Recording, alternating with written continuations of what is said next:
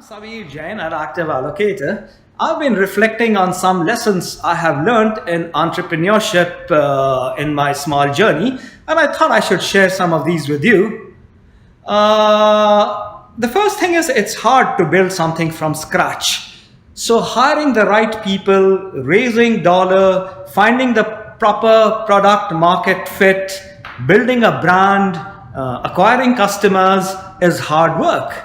So it helps to find investment partners who have large Rolodexes and are willing to put in the hard work for their portfolio companies. The second thing is, and I know it appears as common sense, but you'll be surprised, is to spend cautiously.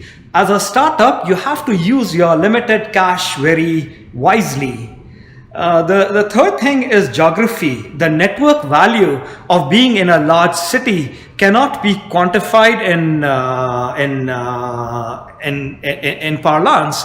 For example, we are in New York, and in financial services, you have so many different stakeholders that you have to deal with: incumbents, regulators, third parties, distributors. The other thing is, and this again is something that is well received wisdom, is don't do what is popular. Do what makes sense.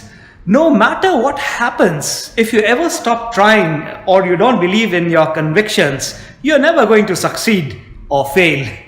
So at the beginning, build something and talk to customers. That's the only two things one should be doing in the beginning of one's journey. This is something that I didn't do, and I wish I had done that much earlier. So one should tap everybody you know and ask them for everything you need as soon as you need it. Don't wait.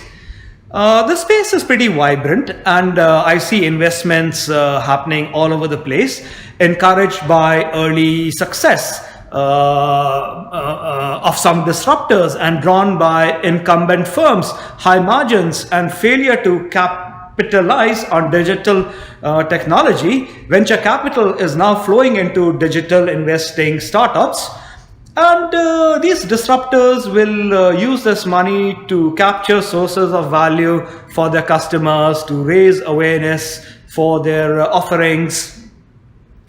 In terms of recommending sectors, well, this is a hard one. I guess artificial intelligence, the industry is at that stage of what one may expect to grow at a fairly fast pace. Applications driven by machine learning, big data applications are going to take on many of the menial tasks that are currently being done by humans in financial services.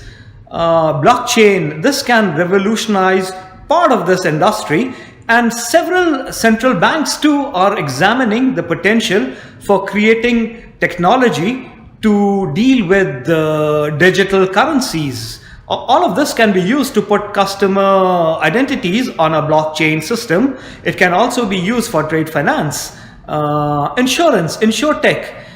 Insurance has been slower than other areas of finance to wake up to the big digital disruption at its door. So that is something else that one needs to, I guess, keep an eye out if one wants to invest. So the general idea is efficiencies and cost effectiveness.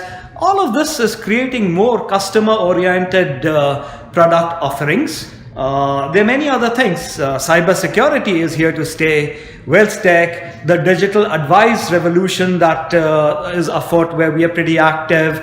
So there's so many areas that one can invest in. And as an entrepreneur, it's important to understand the cross relationships between a lot of these sectors, the overlaps, and be extremely focused in what one is doing, at least at an early stage, and not to make some of the cardinal mistakes that I guess I've made. Thank you so much for listening in. Bye-bye.